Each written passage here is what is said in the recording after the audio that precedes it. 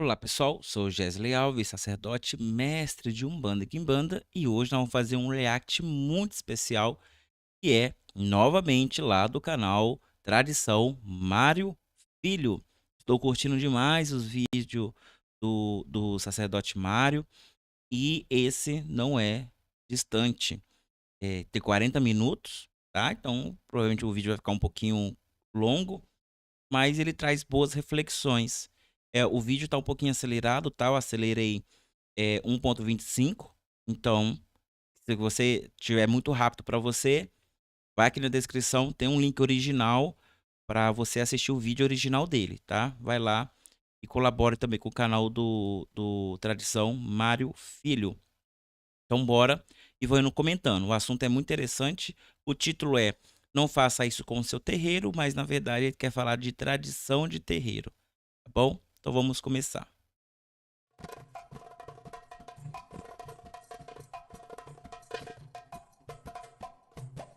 Olá, gente, boa noite, sejam bem-vindos. Nossa conversa de hoje, como tradicionalmente a gente faz, toda nossa gira, temos uma conversa sobre a tradição que nós seguimos.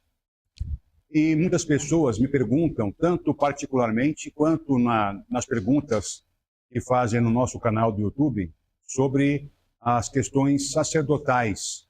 Muitos sacerdotes de Umbanda me procuram pedindo ajuda de como fazer alguma coisa, de como estabelecer alguma coisa especificamente, inclusive de como montar um terreiro. Infelizmente, com essa profusão de curso de sacerdócio, a pessoa sai no curso, formada num curso, e aí vem me pedir para que eu ensine a montar um terreiro, porque quer montar um terreiro. Fez o curso de sacerdote e quer montar um terreiro. Engraçado que isso também acontece bastante aqui, bastante. E por isso que eu tomei muito ranço desse pessoal de curso. Nossa, quanto ranço eu recebi, porque a pessoa foi lá, pagou R$ 2.500, aí na hora de fazer as coisas quer que você ensine de graça, porque a caridade da Umbanda assim exige. Aham, tá bom.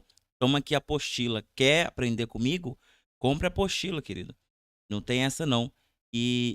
Assim, eu gosto muito do Mário e eu queria muito fazer o que ele faz, dar essa palestra antes da gira, mas aqui em casa é difícil porque a nossa gira é muito corrida. É numa segunda-feira e começa às 7h30, termina estourando 10h30, e quando eu começo a falar, 1 hora é pouco. Então, mas é muito legal fazer isso porque o que falta muito nos nossos médios de Umbanda em geral é informação e senso crítico, que é o que ele traz. Então aí não é minha praia concordar com isso, mas eu vou dizer sobre algumas coisas que são importantes para se estabelecer um terreiro. Quais são os passos, quais são os fatos necessários, o que é necessário que a pessoa tenha e faça para montar um terreiro, o que tem que ter um terreiro para que ele funcione adequadamente, por que tem algumas coisas específicas em cada terreiro. Então eu vou falar da tradição que eu sigo. Quem está ouvindo, e depois vai ouvir também no YouTube, é aquilo que eu sigo, e eu não sou dono da verdade, não tenho a pretensão de ensinar ninguém a fazer nada. Nosso único objetivo é falar sobre os fundamentos próprios nossos para que nós tenhamos um terreiro. Isso é muito interessante, porque é a visão da casa dele, a tradição dele. E lembrando que ele é de Omolocô. Ele é iniciado em Fá, iniciado no Candomblé, ele exerce sacerdócio em Fá, exerce sacerdócio no Omolocô. Então é a visão dele, mas claro que vai trazer aspecto de outras religiões também, que o conhecimento desse homem é muito vasto. Ele não tem pretensão de ensinar, mas eu tenho. Aqui embaixo, ó, se você olhar aqui apostilas de fundamento, se você quiser, nós temos uma coleção de 5 apostilas que montam o terreiro para você, desde a porteira até o altar, congá, quarto canto, aruanda, casa das almas, cruzeiro branco e assim vai. Tudo que você precisa, e não é fundamento bobo e nem inventado, é fundamento tradicional. Lá tem os desenhos para você seguir passo a passo, tem todas as informações, tem fundamento enterrado, o fundamento que fica visível, o que pode mudar, o que não pode mudar, o que é tradicional, e assim vai. É bastante informação. Essa coleção de apostila, ela já fundou uns 10 terreiros aí pelo Brasil e todos sem nenhuma reclamação. Um fluxo energético perfeito, porque é tradicional. Eu não inventei nada, eu peguei o que a minha família sabia e transmiti para vocês através de uma apostila. É só entrar no site lá e adquirir. Essa é a questão, das nossas questões próprias. Tem lugar para sentar aqui, ó. Então, primeira coisa que nós temos que pensar. Hoje também há uma profusão de vídeos que ensinam a pessoa a montar a própria tronqueira. E aí todo mundo que vem jogar comigo fala, babá, eu quero montar a minha tronqueira. Como é que eu faço para montar a minha tronqueira? Primeira pergunta que deve ser feita. Tronqueira para quê? Primeira. Exatamente. Quando eu vi esse post, e eu vou dar nome aos boi, tá? Eu vi esse post na página do Alexandre Comino e na Umbanda EAD. Aí tava lá, como montar sua tronqueira pessoal, tal. A imagem que veio na minha mente é: vende-se uma Umbanda. Como se tivesse uma plaquinha assim, porque é um fundamento de terreiro sendo vendido, porque era um curso, né, sendo vendido de uma forma individual. Você tem que ter, você tem que fazer, eu vou te ensinar a fazer. É horrível, é ridículo. E as pessoas compram. E por muitas pessoas estarem fazendo isso, agora até se vende, né? Uma casinha de tronqueira para você ter dentro de casa. Ou seja, o mercado, a lógica do mercado ainda está ali. Não foi a espiritualidade que conduziu, foi o mercado de curso, o mercado das próprias lojas, que está muito vinculado uma coisa a outra ultimamente. Coisa. Onde é que cabe uma tronqueira? Vamos lá, gente. Onde cabe uma tronqueira? No terreiro. Não, mas o sentido hoje que todo mundo leva em conta. A tronqueira, como bem lembrou aqui, o Júlio, a tronqueira ela vem do catimbó. É uma cópia do catimbó. Ok? Pega para mim, por favor, ali o tronco ali da Jurema.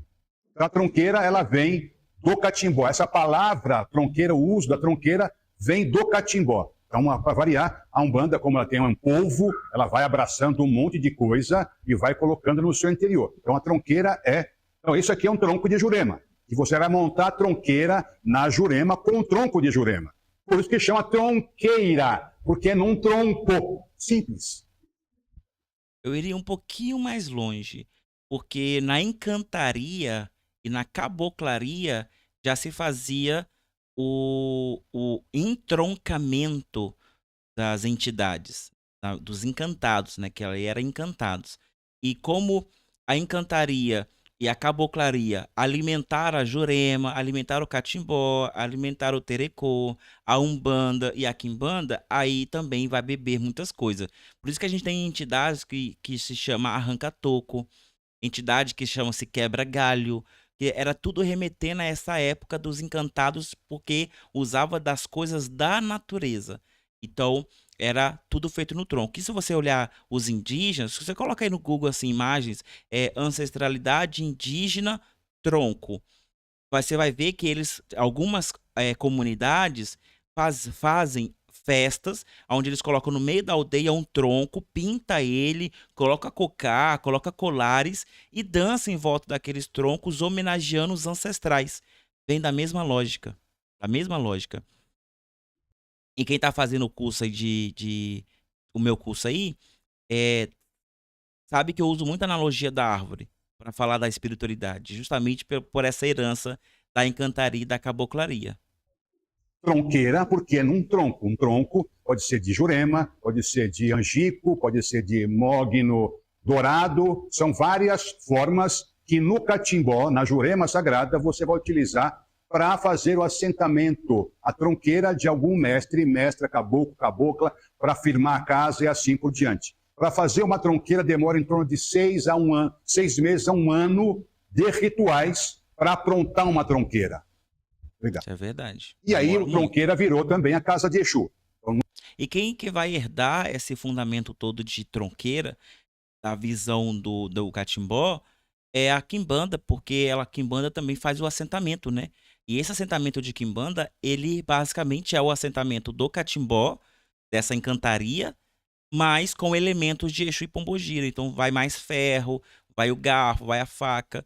Basicamente é a mesma lógica. E no passado, o assentamento de Exu e Pombogira também demorava-se muito a fazer. Não era de um dia para noite. Você não pegava a lista, ia na loja, comprava tudo e levava para o pai de santo. Não. Você criava afinidade com aquilo e havia rituais para você passar antes de selar tudo, porque o selamento com a argila é o último processo, porque tudo que vai lá dentro passou por um ritual específico, tem uma história, tem uma energia com você.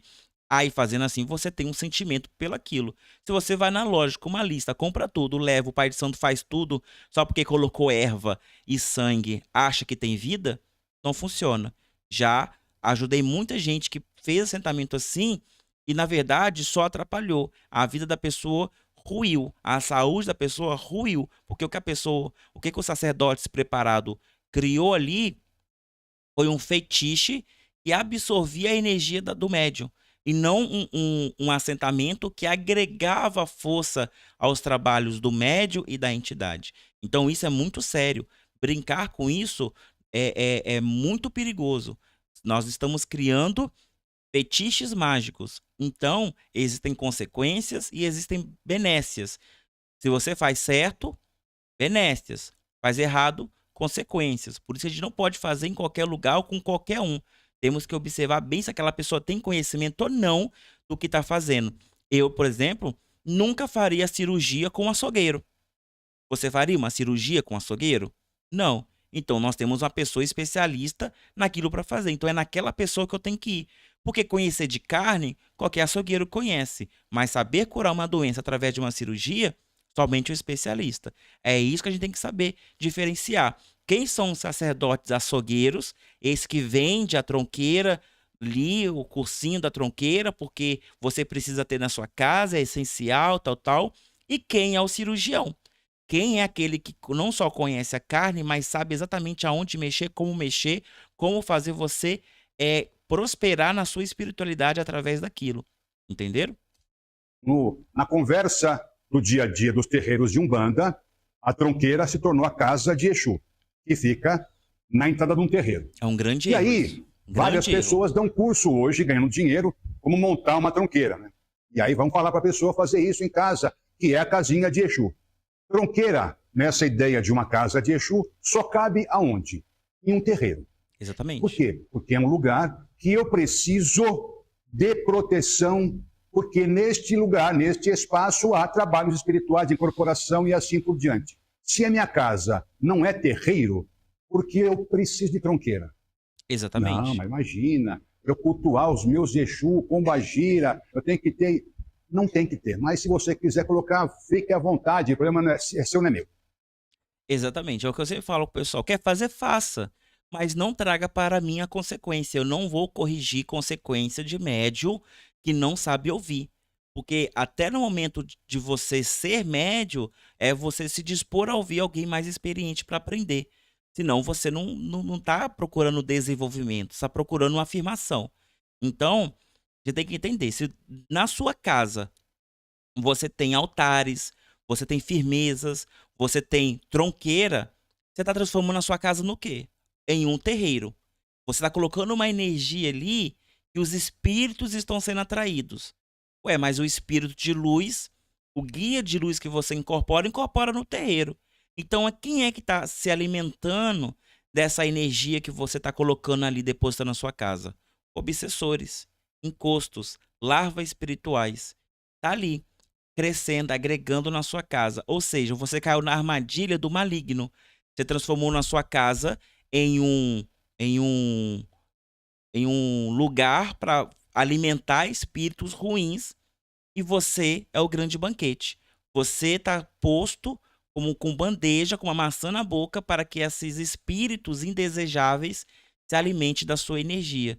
Aí você vai para o terreiro, porque no terreiro é onde você incorpora realmente. Então, se você não faz exercícios mediúnicos em casa, você não exerce a sua caridade, o seu fenômeno de incorporação, ou benzedura, ou oração na sua casa para os outros, a serviço do outro, você não precisa de nada disso. Você não precisa cultuar Exu e Pombogira. Exu e Pombogira não são divindades, eles são entidades. Se a gente tem que agradar a Exu e Pombogira, então o que a gente está fazendo com o marinheiro, com algum guerreiro, com o herê, com o caboclo, com o preto velho que a gente não faz? Tem algum erro aí. Então, o terreiro é feito para que lá tenha os elementos para que todos trabalhemos juntos, em conjunto. Na sua casa é você descansando. Na sua casa, o seu culto é para a sua família. Ou seja, você cultua a sua família na sua casa.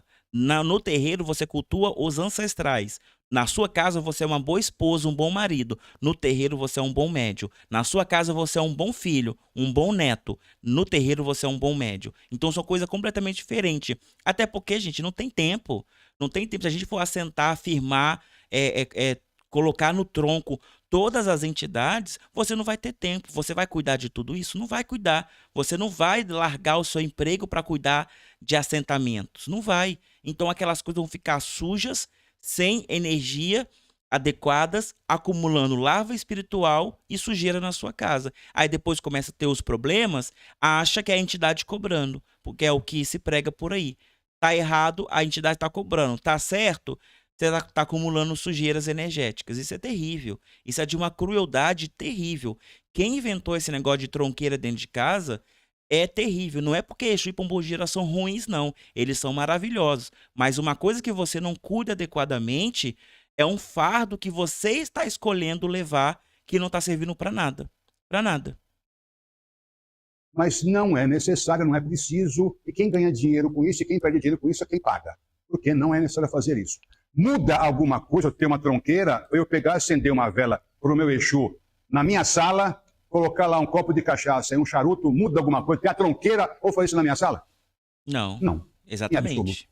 Tem que ter uma casinha de Exu? Não. Exu era conhecido como compadre. Pombogira como comadre. Compadre e comadre são amigos íntimos, aqueles que vão até a nossa casa, tomam um café, senta, dá uma prosa.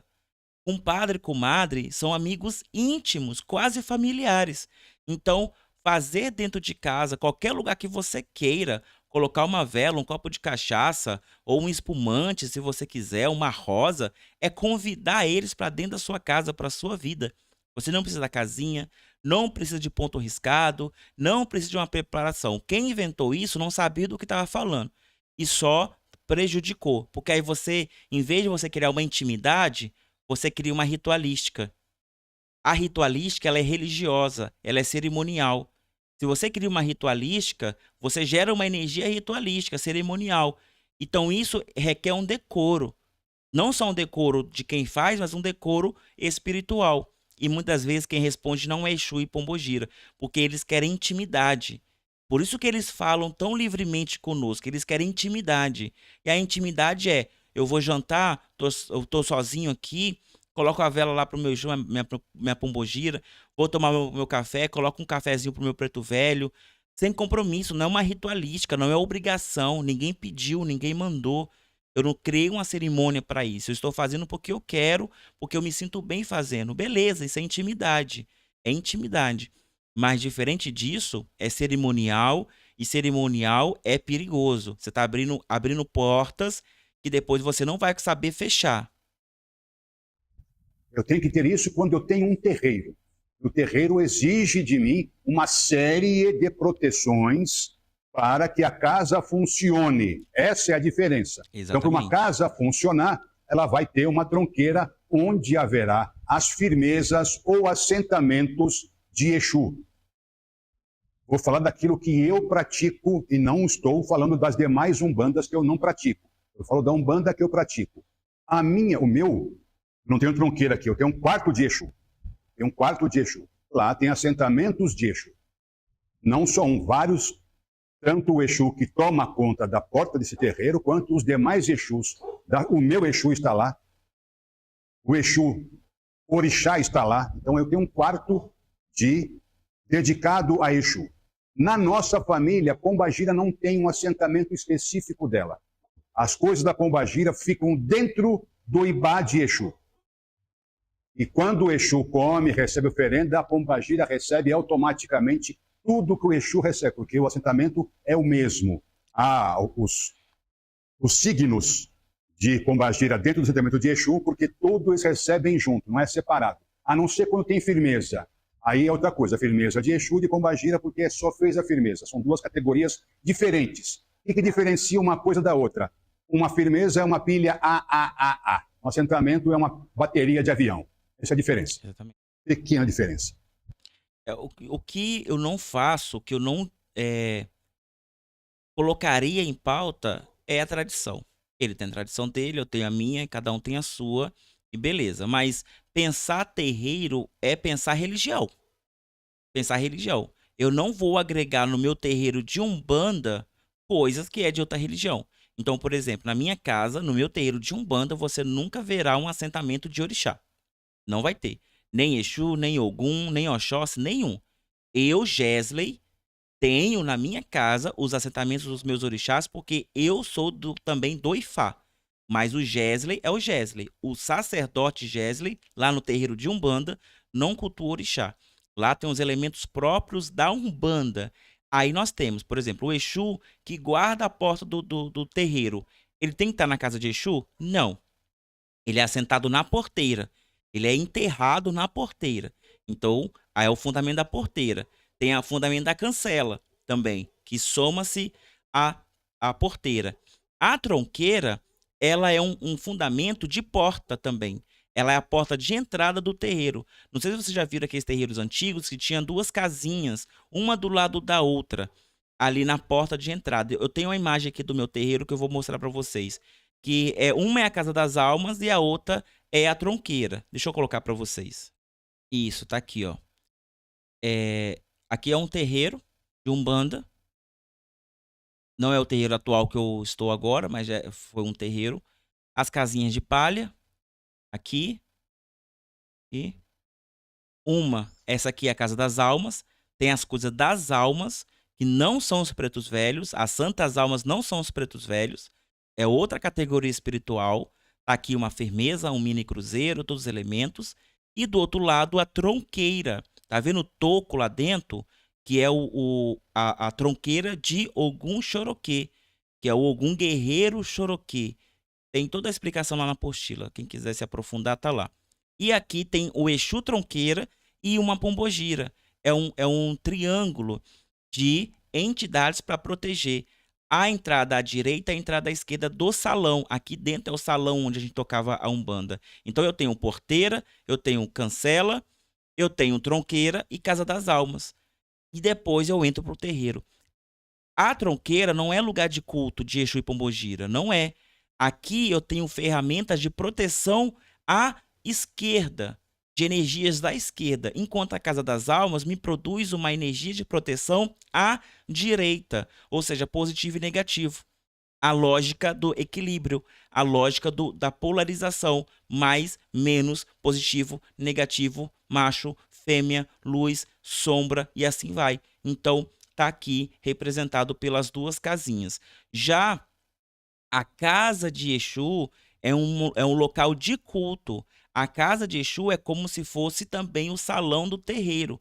A casa de Exu, assim como o salão tem um altar dos santos, o congá, os quatro cantos, a casa de Exu também tem os seus próprios elementos para gerar uma polarização. Enquanto o altar no salão produz uma energia positiva, lá na casa de Exu gera uma energia negativa, que somando as duas dentro do terreiro, vão produzir uma carga, e essa carga que será trabalhada pelas entidades. Então, é diferente. Tronqueira é fundamento de proteção. Casa de Exu é fundamento de culto. As pessoas, os médios, vão cultuar Exu e Pombogira dentro da casa de Exu. Não é dentro das suas casas. É lá dentro. Então lá fica a firmeza, lá fica o assentamento, lá fica todos os elementos individuais e coletivos de todo o terreiro. Então, não tem nada a ver com o Exu Orixá, não tem nada a ver com a Luvaiá, o Inquince, não tem nada a ver com nada, com o que seja fora da Umbanda. São coisas da Umbanda. Então, a casa de Exu é uma casa de culto. Lá dentro eu tenho os elementos dos trabalhadores da banda de esquerda. A tronqueira é fundamento de proteção, pertence à linha de demanda, por isso que tem algum Xoroquê lá dentro.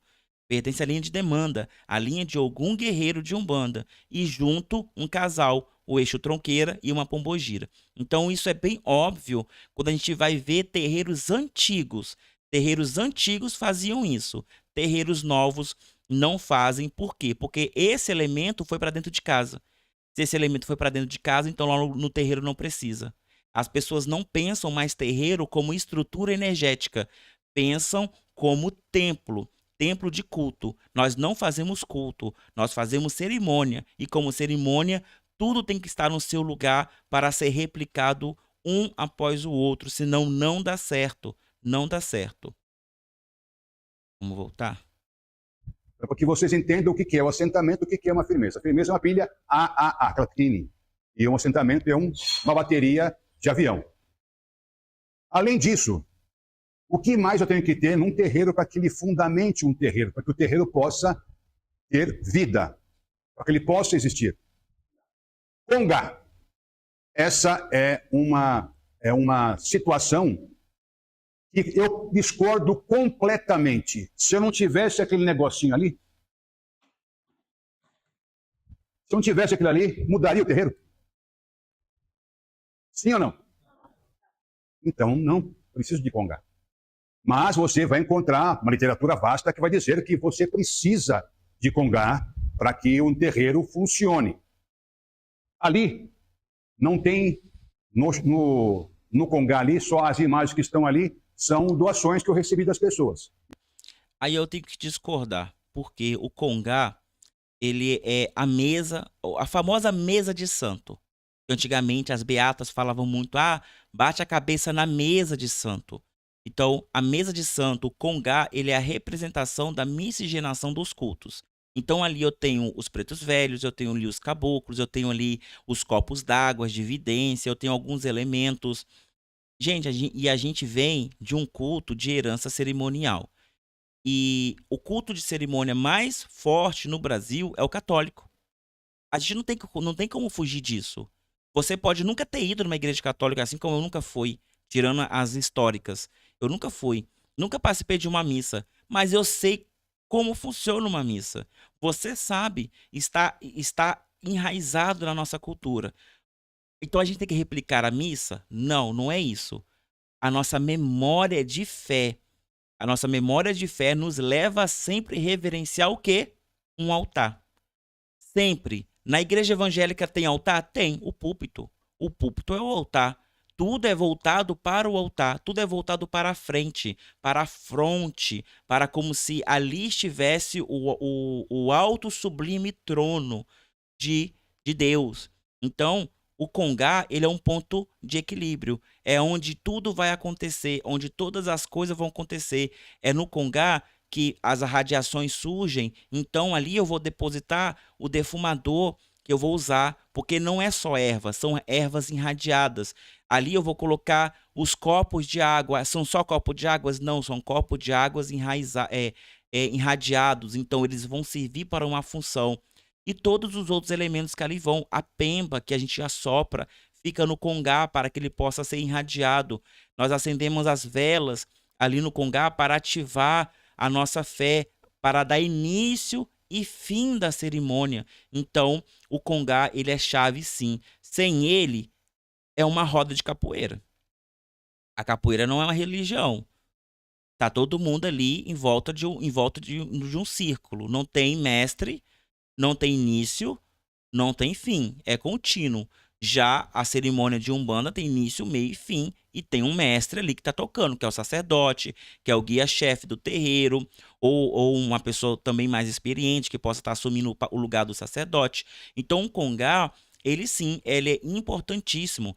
Fora que o entendimento da matéria é nossa, que é mediúnica. Nós que entendemos que o material não faz a espiritualidade. Mas e as pessoas que vão com humildade para os nossos terreiros? Muita gente chega no meu terreiro, aqui, e eles perguntam: eu posso bater cabeça no seu congá? Eu posso acender uma vela no seu altar? É um ponto de fé dessas pessoas que eu tenho que falar com elas? Não, o terreiro não existe, ou vai deixar de existir, ou não existiria se não tivesse isso. Não faz sentido você fazer isso. Não. Aquela pessoa tem uma necessidade sentimental, emotiva para fazer aquilo. É um estalo na mente dela. Se ela acender a vela, é um depósito de fé, de esperança. E ela faz isso aonde? No altar. Ela faz na firmeza. Aqui tem a firmeza a firmeza do Zé Pilintra. As pessoas vão lá pedir socorro pro seu Zé. E eu falo para elas, ok, não, pode fazer em qualquer lugar. Você não precisa vir aqui na minha casa fazer. Não, ela deposita ali a confiança dela. Na imagem, nas ferramentas que tá ali no altar que foi feito para o seu Zé. Então elas vão fazer isso. Então, assim, o congá, sim, é o ponto central do terreiro. É o ponto sagrado do terreiro. Então, se a gente não valoriza isso, o terreiro perde a sua própria identidade. Aí vai o que eu chamo de anarquia espiritual. Então eu posso incorporar em qualquer lugar. Se eu não tenho um lugar santo para ir, um lugar consagrado para fazer, porque o congá traz essa atmosfera de consagração do local, se eu não tenho isso, eu posso incorporar na rua, eu posso incorporar na praça, eu posso incorporar no cemitério, eu posso incorporar em qualquer um, porque tirando o congá, o terreiro é só uma casa. O congá faz o terreiro, o congá faz a casa virar terreiro. Sem o congá, é uma casa. Essa é a diferença. E eu fui colocando ali. Ali tem um assentamento de Adê, um assentamento de Oxum e só. Mas são assentamentos específicos desses orixás. E tem a ver com Umbanda? Em certa parte, sim. Não necessariamente tem a ver com Umbanda. Adê não tem. E é justamente uma coisa que eu não concordo com esse desligamento das tradições, que é justamente o tema do vídeo dele, porque eu colocar Adê é uma coisa. Adê é culto pessoal. É meu. É eu, Jéssica, que assentei Adê para que eu pudesse aprender a lidar com dinheiro. Não é coisa de terreiro. Ah, eu vou colocar Xangô. Xangô não gosta de Egum. E para Xangô, espíritos de Umbanda são Eguns. O que Xangô tá fazendo ali? E assim vai. Orixá não cabe dentro da Umbanda dessa forma. O orixá é louvado na Umbanda, mas orixá não se manifesta na Umbanda. Então, tirar ou colocar faz diferença? Faz completamente a diferença. Porque para o leigo, isso é uma grande desinformação. Porque como é que eu vou explicar para ele toda a dinâmica de cultos afros, ameríndios brasileiros ou afrodiaspóricos de africanos, explicando que não, o congá não é essencial, mas a casa de Exu é. O congá pode ter assentamentos de orixás africanos que atualmente não pertencem ao candomblé, não pertencem à história afro-brasileira, mas eu coloco porque eu sou. Então, o terreiro é um reflexo do sacerdote? Nunca é. Eu, sacerdote, não posso refletir no meu terreiro o que eu sou. Não é isso. Não é a minha espiritualidade, é a nossa espiritualidade. Ali é um lugar de coletividade. Então, eu não posso colocar o meu santo mais alto que o seu. Não é sobre o Gesley, sacerdote, é sobre nós. Por isso que existe uma hierarquia, existe uma forma de se fazer. Senão, fica muito horrível. Então, eu tirar o congá, tirar o altar e colocar os assentamentos de Exu, colocar os assentamentos dos orixás do candomblé, por exemplo, é uma ofensa para o candomblé, é uma ofensa para a Umbanda, é uma ofensa para os próprios espíritos que se manifestam ali, porque você desprezou o que eles ensinaram e está dando vazão para um outro ensinamento que não os representam pela totalidade. Representa uns, mas não representa outros. Então, é um equívoco danado. Danado. Oxum, sim. Eu não cheguei lá ainda. Então, o congá não é uma coisa que eu possa dizer, não, sem um congá não há um terreiro. Mas se tem uma literatura vasta de terreiros de Umbanda que vão falar que o congá é fundamental. Mas que congá que é esse? Que congá que eu estou falando quando eu falo da Umbanda no geral e fala de um congá? Muito bem. Os santos católicos, com Jesus Cristo enorme, braço aberto lá em cima, e aí vem aquela sequência de santos católicos. Alguns terreiros de Umbanda hoje têm rompido com isso e colocado imagens, como tem ali no meu, imagens africanas de orixá. Mas a grande maioria dos terreiros ainda tem o congá formado por santos católicos, na sua grande maioria. Alguns terreiros têm também algo específico, que é uma piscina embaixo do congá, uma pequena piscina dedicada a Iemanjá, e lá fica alguns fundamentos da orixá Iemanjá. Perfeito, vamos por parte. Esse altar, assim, acho que todo mundo já me acompanha sabe a minha opinião sobre isso, né? Na minha casa eu tenho o congá, eu tenho um altar, e no altar tem sim os santos católicos, o Jesus lá, maravilhoso, bonito. Eu prefiro deixar assim, porque a tradição da minha família foi assim. São 4 gerações utilizando, e eu prefiro pegar aquele altar com os santos católicos e ensinar às pessoas a história daqueles santos, o porquê que eles estão ali, explicar o fenômeno histórico, o porquê que eles estão, por que São Sebastião entrou pro altar. Você sabe que São Sebastião foi um símbolo da luta indígena contra a vinda do João IV, Dom João IV no Brasil, que começou a massacrar os indígenas do Rio de Janeiro, e os indígenas se protegeram atrás da imagem do São Sebastião? Pois é. E o São Jorge? Então, cada santo ali tem uma história. Já ouviu falar sobre o Benedito Meia Légua? Que é foi um escravizado que fugiu e usava das lendas de São Benedito para poder confundir os senhores de escravos, para poderem libertar. Ele libertou mais de 1.000 escravizados dessa forma e ganhou a fama de ser imortal. Pois é, Benedito, o Santo Benedito está lá por causa disso. Além disso, né? São outras histórias, mais histórias. Então, cada santo ali tem uma história, faz parte da história do Brasil, sim. Eu acho que a gente conhece toda a crueldade em cima da história da Igreja Católica, mas nós não nos remetemos à Igreja Católica. Nós nos remetemos à figura daquelas pessoas, o impacto que elas tiveram dentro do Brasil. Seria a mesma coisa de falar para o boiadeiro: olha, você não pode mais cantar para Nossa Senhora Aparecida. Cara, o boiadeiro nunca vai mais abaixar no seu terreiro, porque o grande santo da devoção dele é Nossa Senhora Aparecida. Até hoje, nos rodeios, se canta para Nossa Senhora Aparecida. Olha o impacto que essa santa teve no Brasil, terrivelmente católico, mas um grande impacto na fé das pessoas. E as pessoas depositam sua fé ali. Não é a Umbanda é um berço de fé, de confiança, de milagres. Não um berço de desapropriação. Quando eu faço isso, beleza, não quer o santo católico? Perfeito. Mas você trocar o santo católico por causa de uma versão racista, você está lendo a questão do altar como uma coisa racista.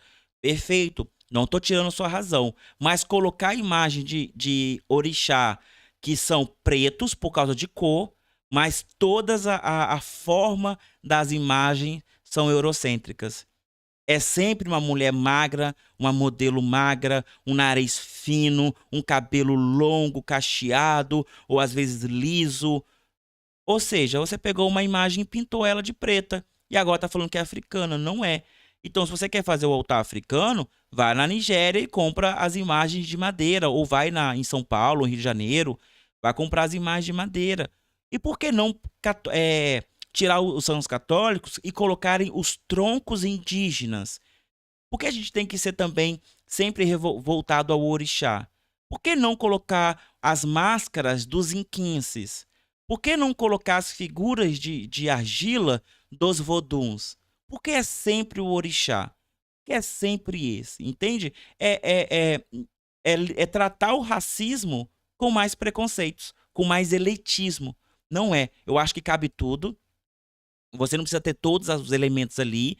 Igual na minha casa, você vai aprender uma coisa, você vai olhar para a história através de um viés, de uma lente. Se eu ir na casa do Mário, eu vou ler a Umbanda dele de outro viés, e assim vai. Cada um vai ter o seu, e cabe a gente compreender a história de acordo com a região que aconteceu e por que aconteceu.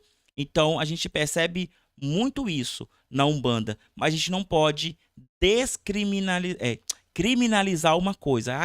Eu vou criminalizar aquele terreiro porque ele usa santos católicos ainda. Isso não pode acontecer. E, novamente, se você não tem santos no você não tem um altar na sua casa, você não tem reverência religiosa. Porque a gente conhece o islamismo, por exemplo. Ele mesmo, ele é um cultuador de Alá, ele é islã. Ele tem ali os tapetes, tal, tudo islã. A gente sabe que no islã não tem nada que reverencia um altar, né? Menos em Meca. Em Meca tem ali o grande cubo, né? Com a pedra do Maomé, aquela coisa toda, e ficam todos rodando aquilo, rezando. Então vamos tirar aquilo ali. Seria a mesma coisa. Você não tem uma configuração.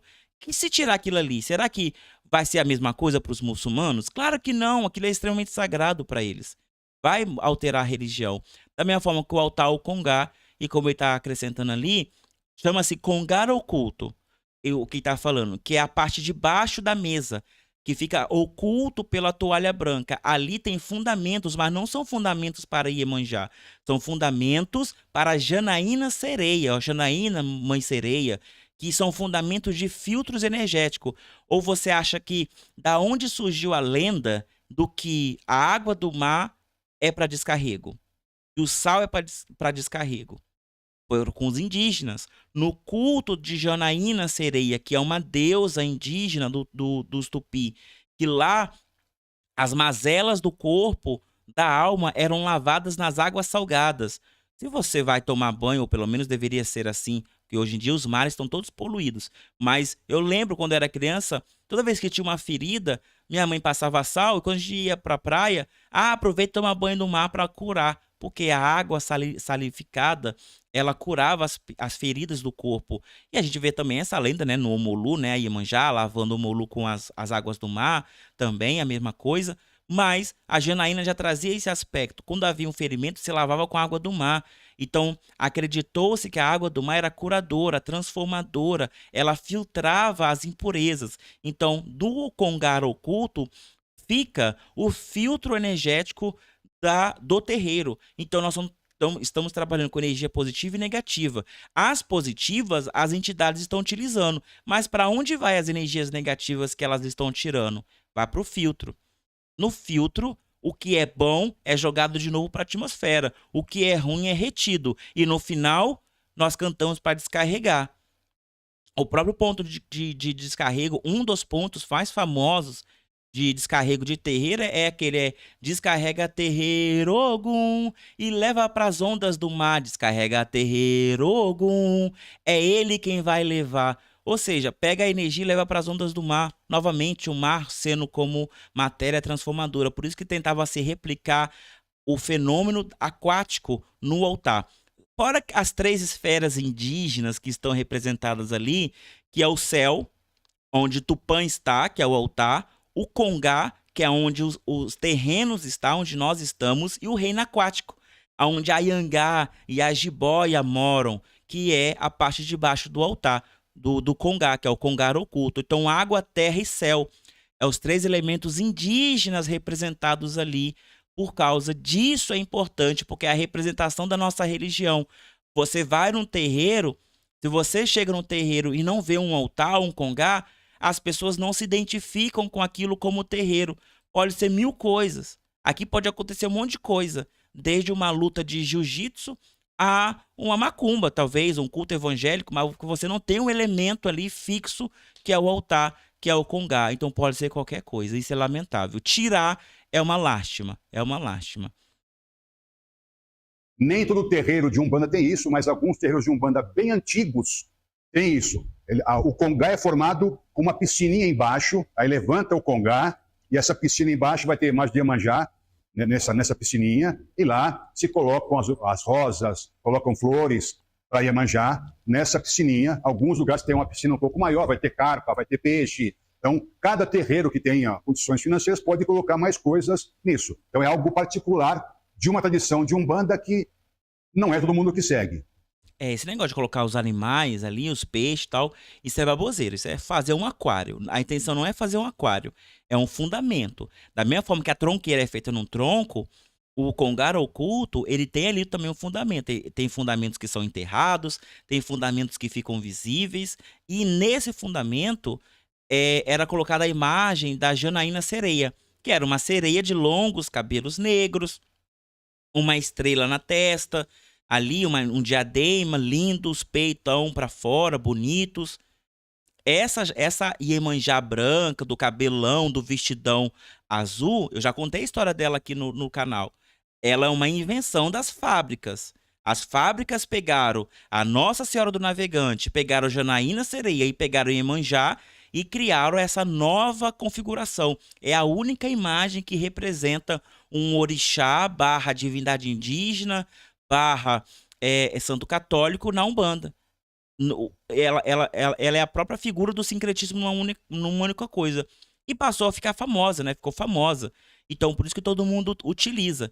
Mas ela não é. Ela deveria ser a Janaína Sereia ali, que é a figura da sereia. E ainda tem um fundamento que ela é chave, que pouca gente conhece, que é o espelho da Janaína, que é chamado de estrela d'alva. Ele fica no lado oposto do altar, bem em cima da porta. Poucas pessoas conhecem esses fundamentos justamente porque ignoram o primeiro. Eu, sinceramente, quando eu começo a falar, a pessoa ela vira as costas e ela não quer ouvir o ABC, então ela também não tem direito de aprender o resto do alfabeto comigo, não. Eu não ensino, não tá interessado no básico, o fundamental, o avançado, de mim não tem. Eu não tenho a tendência de jogar pérolas aos porcos. Primeiro aprenda o básico. Aprendendo o básico, vai para avançado. E muita gente que nas escolas de Umbanda pelo Brasil perde a oportunidade de aprender com os seus sacerdotes, não é porque o sacerdote não quer ensinar, é porque eles só querem aprender aquilo que eles querem. Não, eu quero aprender o feitiço. Não, mas você não incorpora. Você não aprendeu nem a função da tronqueira, da Casa das Almas, não sabe nem qual o significado da roupa que você veste e já quer fazer o feitiço? Como assim? Começar a escola ontem e amanhã já querendo um diploma. Então, essas coisas não funcionam. Então, a gente tem que saber o que é identidade religiosa, o que está trazendo a identidade, o que é fundamento, o que funciona, o que não funciona. E eu acho que a Umbanda ela tem fundamento de terreiros muito interessantes, muito inteligentes, foram configurados de uma forma assim, muito genial e a gente só perde por causa da arrogância de não querer aprender. É simplesmente isso, eu quero fazer da minha forma. Só que da sua forma não é provada, não é aprovada e não é comprovada. Só que a forma com que os nossos ancestrais estão fazendo há séculos sempre funcionou. Por que mudar? Por que mudar? Por causa de uma arrogância de quem não sabe fazer, tá? Então, assim, eu discordo completamente dessa pequena fala do Mário, mas é tradição, né? Cada um faz da sua forma e o importante é que tenha que dar certo. Tem que dar certo. O problema é o leigo. O meu trauma é com leigo, porque nós que temos entendimentos, entendemos o que ele quer falar, o que ele quer dizer, o que ele quer nos mostrar. Mas e o leigo, que não entende nada, que não tem interesse em saber nada, ele só quer exercer a fé? Ele passa a ter um senso comum errado. Errado. Mas você vai encontrar alguns terreiros de Umbanda, em especial os que têm mais de 50 anos, que tem isso, ou os filiados a esses terreiros antigos que têm essa piscininha dedicada a Iemanjá. Então, para essas pessoas, o Congá é fundamental. Porque tem um fundamento para essas pessoas desse Congá. Para nós, não tem. Mas para outros, estou falando da minha Umbanda. Então, daqui eu pratico. Para nós, não há uma necessidade de ter um Congá. Mas, em razão daquilo que eu tinha, uma fonte de água, tal, as imagens que eu tinha, a gente acabou montando isso daí para acomodar essas imagens até como algo decorativo, para as pessoas olharem e acharem bacana, acharem legal como algo decorativo. Os terreiros de Umbanda não têm o fundamento do chão. Raramente você vai encontrar terreiros de Umbanda que tem fundamento no chão, como tem nesse terreiro. Ali tem aquela dose assim, ali é só dar olhada no chão, ali tem muitas coisas dentro daquilo ali. Desse buraco, desde a fundamentação do terreiro, isso foi feito para colocar algumas coisas e também a cumieira ali em cima, também, que também tem a cumieira, então tem no chão e tem no alto. Seria o que liga o Orum, o Aie. Então é a fonte de axé, que desce e sobe entre o terreiro e o mundo espiritual. Essa é a ideia. A cumieira e o fundamento do chão, o Ilê Axé, o Irê Axé, cada um vai dar um nome para isso. É o fundamento do terreiro, é onde o terreiro é assentado. É o assentamento do próprio terreiro. E lá você vai colocar orixás específicos que são olhados, vistos em uma consulta oracular. Então, aí é o grande problema da mistureba. Tudo bem que ele é homolocô, né? No homolocô cultua orixá, no homolocô tem iniciação, no homolocô joga búzios, mas na Umbanda não. Em vez de falar de Orum, vamos falar de Aruanda, porque as entidades cantam que vão para Aruanda. Eu nunca ouvi na minha vida uma entidade cantar que vai voltar para o Orum. Nunca ouvi. Ou que vieram do Orum. Orum é o local espiritual dos Yorubás. Eles falam Orum. E isso faz toda a diferença, sim. Porque a escolha da palavra dita qual é ali a sua lente. Então, da mesma forma que eu posso falar Orum, eu também posso falar paraíso. Não, o meu preto velho veio do paraíso. E do paraíso cristão. Porque o Orum é o céu, é a espiritualidade do Yorubá. Então você imagina muita coisa. Então o que você diz, claro que diz muita coisa. E tem uma afirmação dele ali que é equivocada. A maior parte dos terreiros aqui no sul, no sudeste, porque eu já fui muitos e converso com muitos sacerdotes, eles se preocupam muito com os fundamentos de chão, esses fundamentos ocultos. E na Umbanda, nós não temos cuminheira. A cuminheira não existe na Umbanda, mas ela tem a Aruanda, que é o centro. O centro do terreiro é a Aruanda. E os quatro cantos. Os quatro cantos são fundamentos que apontam a energia a ser trabalhada no terreiro. São fundamentos até de origem muçulmana, por causa da influência muçulmana que tivemos na pequena África, no Rio de Janeiro. Os quatro cantos são fundamentos muçulmanos que estão presentes na Umbanda até hoje em dia.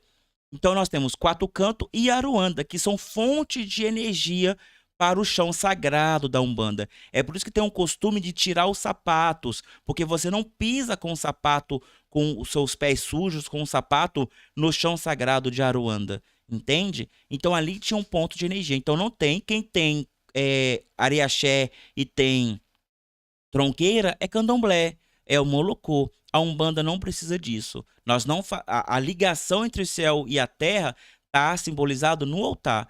A Aruanda é fonte de energia espiritual para as entidades trabalharem, por isso que elas giram em torno da Aruanda. Por isso que vem a grande palavra girar, eu vou para gira, vamos girar, e assim vai. E os quatro cantos, gente, tem um ponto famosíssimo de Preto Velho que fala dos quatro cantos. Nessa casa tem quatro cantos, cada canto tem seu santo. Onde mora o cálice bento e o divino Espírito Santo. Zum, zum, zum, olha lá Jesus quem é. Eu juro por Deus e as almas, inimigo cai, eu fico em pé. Ou seja, são fundamentos que estão ali para proteção, para afirmação do trabalho da entidade. Então, na Umbanda, sim, tem. Talvez não tenha hoje, porque, infelizmente, ter uma casa para você fundamentar o chão de um terreiro é um privilégio de poucos. Porque no Brasil, ter terreno é uma ofensa. Você não pode ter terreno. Então, é muito caro. A especulação imobiliária é terrível. Então, quem é que vai fazer esses terreiros? Pessoas pobres. Então, a pessoa pobre tem que escolher, ou ela faz o terreiro ou ela faz a casa dela. E aí fica difícil, né? Então, claro que se perde muito, mas aonde podia fazer, era feito. E aí, em São Paulo, tem um terreiro, tá? Do mestre Araújo, que escreve livros comigo, aí em São Paulo, que é um terreiro fundamentado dessa forma. Se você for lá, tem porteira, tem cancela, tem Casa das Almas, tem tronqueira, tem Aruanda, tem os quatro cantos, tem congá, tem altar, tem congá oculto e tem a estrela d'alva. Tem todos os fundamentos. Ah, tem o cruzeiro branco também. Tem tudo que um terreiro precisa ter. Então, assim, não é descolado da Umbanda. Tem. Só que, infelizmente, algumas pessoas têm o privilégio de ter a condição de fazer. Então, aí tá a questão do dinheiro. Você ter o dinheiro para fazer. Se hoje eu tivesse um terreno, eu ia pensar duas vezes se eu faria um terreiro ou faria uma casa para mim. Porque ter uma casa é um privilégio no Brasil. É uma ofensa você ter. Você vai saber qual orixá que vai tomar conta da casa, qual orixá que vai ser assentado nesse buraco. Tanto o que vai assentar no buraco quanto o que vai ficar na cunheira. Isso aí é coisa do candomblé. Raras umbandas têm isso, porque isso é muito do candomblé. Aí, candomblé. No candomblé, você vai encontrar, em qualquer casa de candomblé, você vai encontrar isso. Nas casas de umbanda, nem tanto. Nas casas de homolocô, você vai encontrar isso, porque a umbanda homolocô tem muito mais profissionais com a casa de candomblé do que da própria umbanda tradicional, como Perfeito. a gente vê nos terreiros que não tem tabaco, que não tem charuto, que não tem esse tipo de entendimento de uma casa de Umbanda. Além disso, quando essa casa foi funcionar, eu cheguei aqui, botei uma placa na porta e falei, está aberto, pode vir. A primeira reunião, então, quando o terreiro foi fundado, em agosto de 2001, lá na Parada Inglesa, quem fundou meu terreiro foi meu pai de santo. Não existe pai de santo que funda o seu terreiro. O terreiro é fundado pelo pai de santo do pai de santo. Há uma transmissão de axé de um para o outro. Então, o Lúcio Evandro Paneca de Oliveira já foi embora. Ele fez a minha tronqueira, ele plantou o assentamento do Exu que tomaria conta da minha porta, fez os fundamentos próprios de um terreiro da Umbanda que ele praticava. A primeira gira do meu terreiro, quem tocou foi ele, não fui eu. E no meio da gira, ele falou, Mário, assume daqui em diante. É uma transmissão. Exatamente. Então não é fazer um curso e eu vou alugar um espaço e montar um terreiro. Isso para nós não existe. Mas calma aí, Mário, você está equivocado numa coisa. É fazer o curso, abrir o terreiro em qualquer lugar e fazer um canal no TikTok. Se você não tiver o canal do TikTok, não funciona. Só funciona se tiver o canal do TikTok. Você pode ver todo TikToker, assim, raramente, assim, você encontra um ou outro que são legítimos sacerdotes, mas a maioria é dessa geração curso expresso, Umbanda EAD e Caralho 4 sobre sacerdócio, e é uma réplica de só baboseira, senso comum, não tem nada muito profundo e uma espiritualidade que você olha assim e fala, tá, isso aí você não sente a firmeza da Umbanda como a gente via no passado, cara. É isso que falta. Se você tira a espinha dorsal, você perde todos os outros ossos de um monumento, de um corpo. A Umbanda está sendo sequestrada há muito tempo. Então hoje a gente não tem mais essa Umbanda do passado. Isso que ele está narrando aí, por exemplo, que a abertura de um terreiro chama-se camarinha. Só que a camarinha hoje virou a deitada. Qualquer pessoa faz camarinha. Camarinha é o ritual a qual o sacerdote vai ser consagrado sacerdote. Aquela pessoa que está abrindo o terreiro, ele vai convidar o seu sacerdote, ele vai consagrar esse terreiro e consagrar o sacerdote através de um ritual que demora 7 dias. Vai ter essas experiências. O mesmo banho que desce no corpo do sacerdote vai para o chão do terreiro. O mesmo suor que vai sair da gira vai para o assentamento. Então tem uma ligação do corpo com os feitiços que vão dar força àquilo. O espírito não é um cachorro que a gente adestra. O espírito, ele é um ser humano como nós, sem um corpo nenhum, e nós temos que cativá-lo a nos ajudar. E como a gente faz isso? Com esforço, com disciplina, com entendimento. Então, ninguém abre um terreiro porque quer. As pessoas abrem porque sente vontade de ajudar. Mas até a ajuda que você dá pode atrapalhar. Então, se você não for bem conduzido, você será um péssimo sacerdote. O que a gente vê nessa geração é a pior geração de sacerdote que eu tô vendo. E é uma arrogância atrás da outra, não querem aprender. A pessoa incorporou ontem, já está dando festa hoje da entidade, a entidade não fez nada, então a abertura para ser um espírito obsessor é danado, a pessoa se perde, ser sacerdote não é fácil, não é barato, e a pessoa sem compromisso nenhum com aquilo, achando que é uma brincadeira, uma festa, pode ser de qualquer forma, ela vai não só se prejudicar, como prejudicar os outros.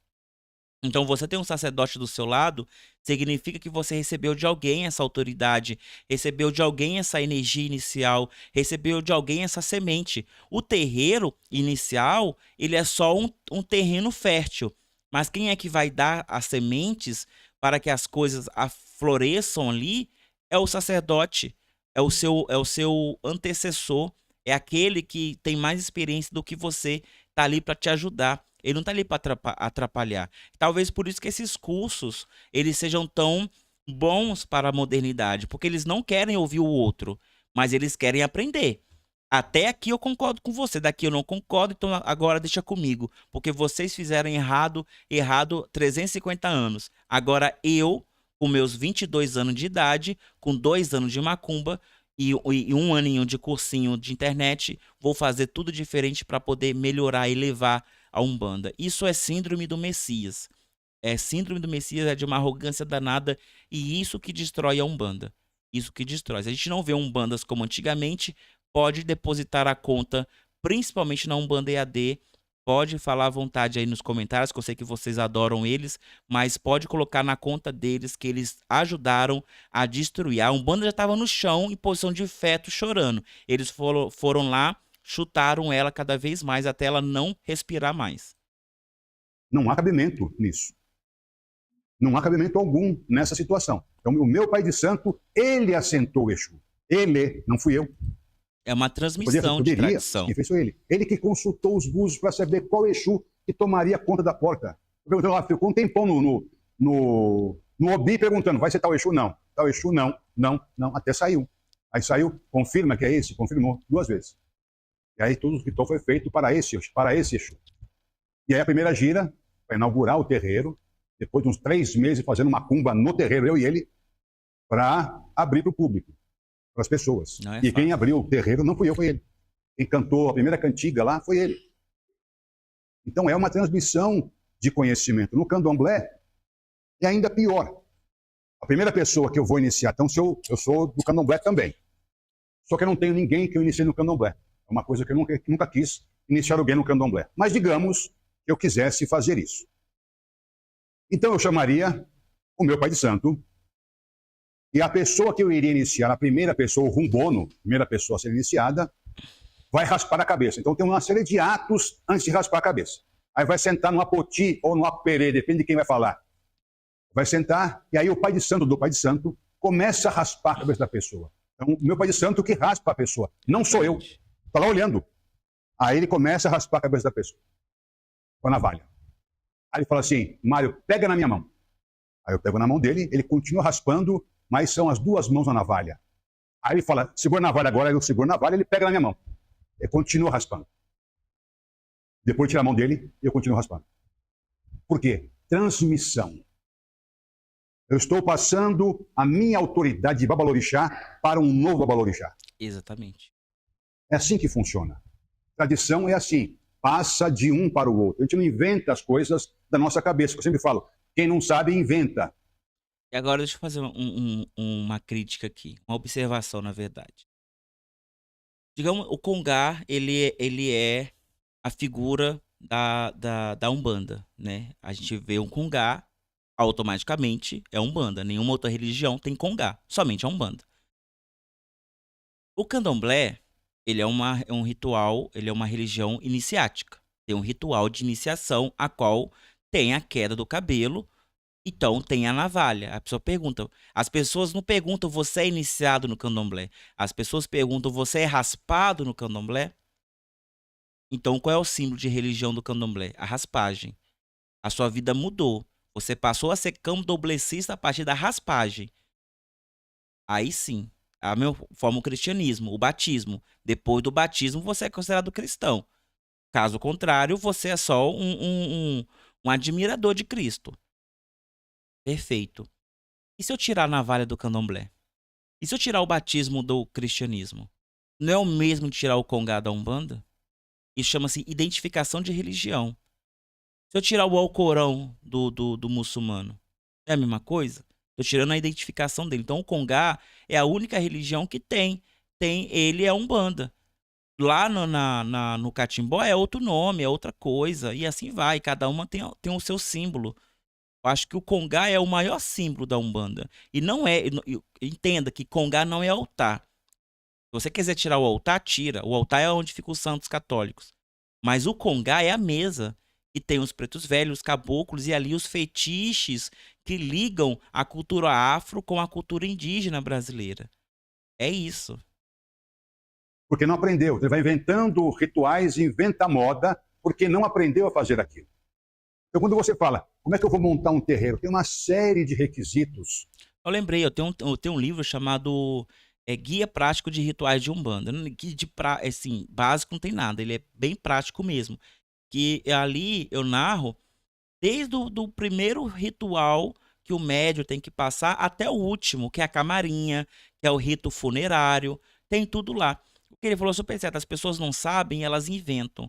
E por que não sabem? Não é porque não tem gente querendo ensinar. Tem muita gente velha, antiga, da macumba querendo ensinar. O problema é que o jovem não quer sentar para aprender. É o que eu falei um dia desses aqui no canal.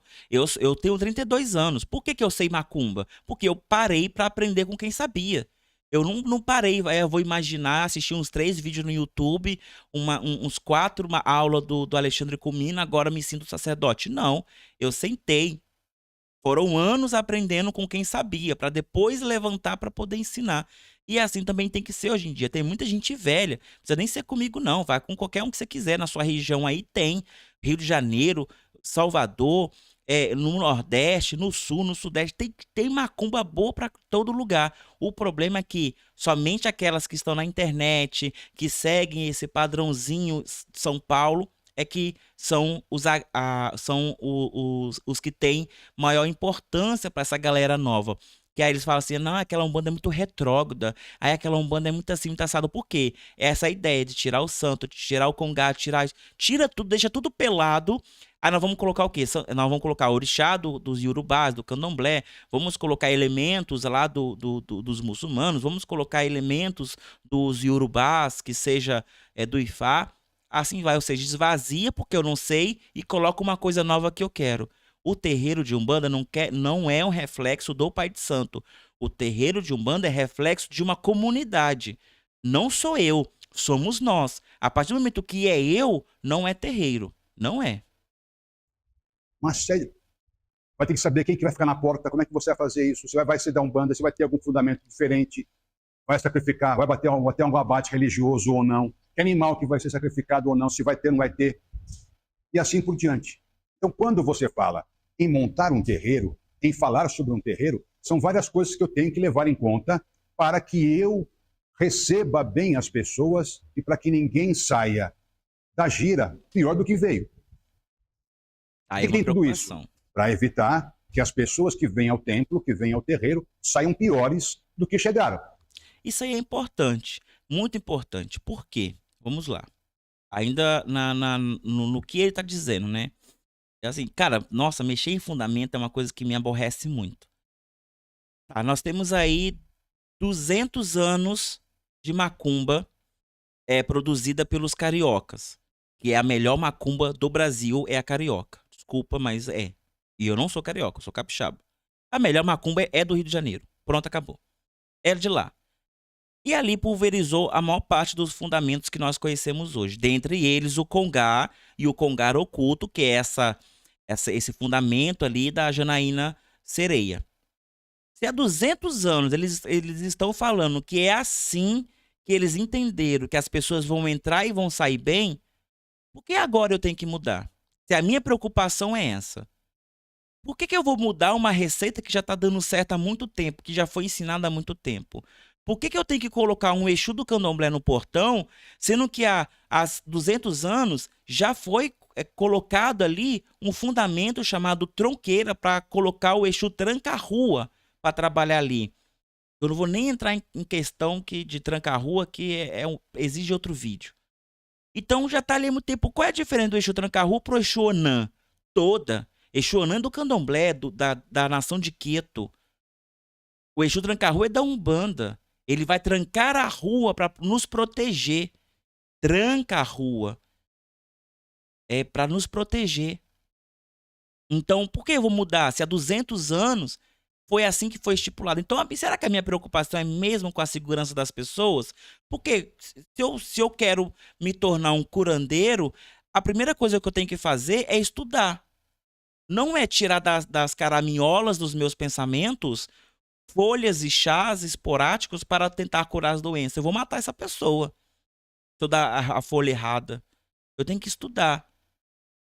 Então, e respeitar quem veio antes, né? As experiências que vieram antes.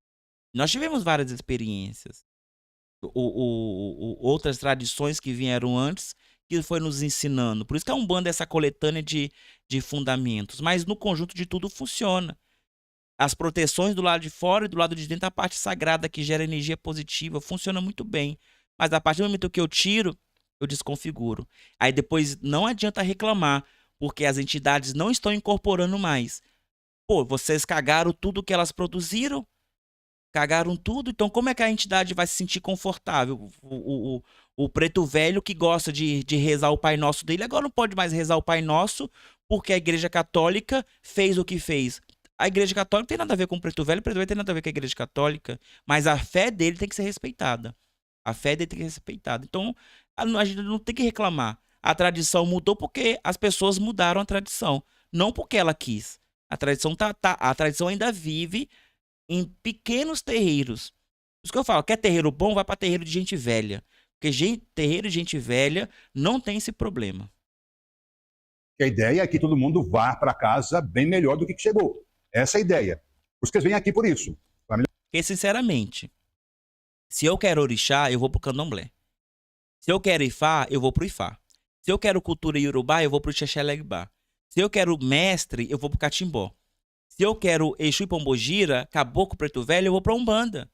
Então por que eu vou trazer todos os elementos de lá para dentro da minha tradição? Não, cada um no seu quadrado. Não funciona.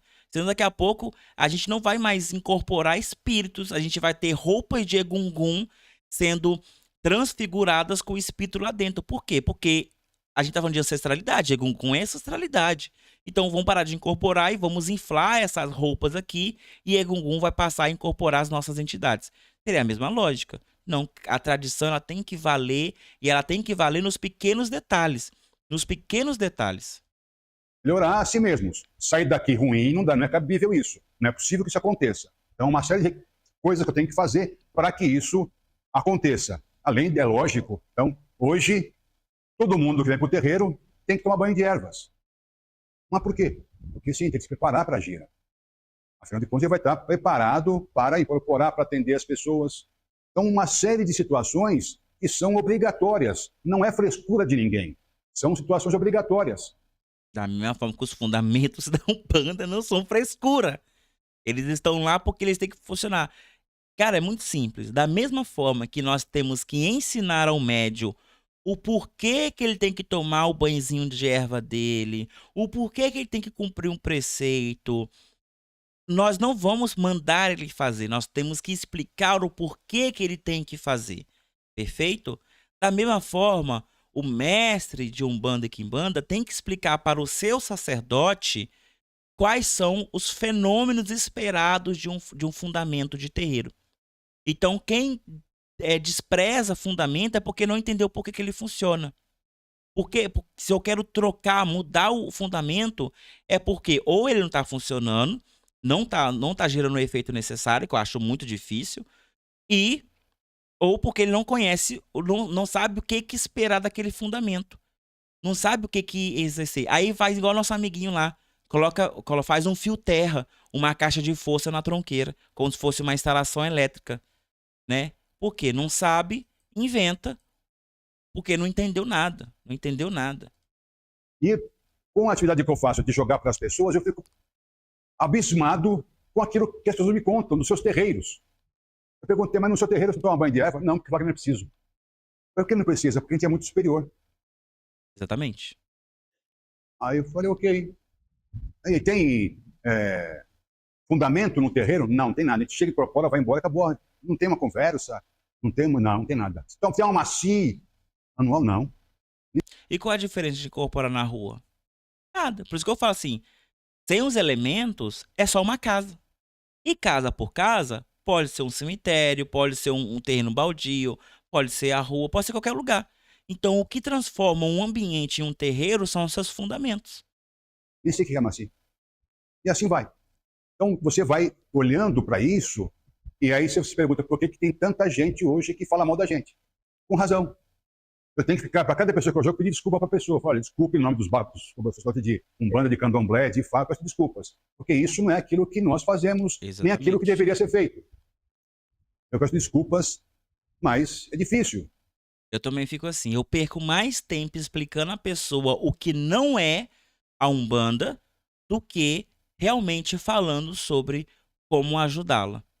Porque ela tá impregnada com toda essa ladainha simplista que tá na internet, ou às vezes a pessoa fez um cursinho aqui e ali, e é isso, às vezes a pessoa até prefere ficar sem terreiro, porque lá no cursinho eu já ouvi já eles falando que é viável, é que esses terreiros são retrógrados, você passa mal, aquela coisa toda. Eles preferem ficar assim do que ir pro terreiro tradicional e tentar.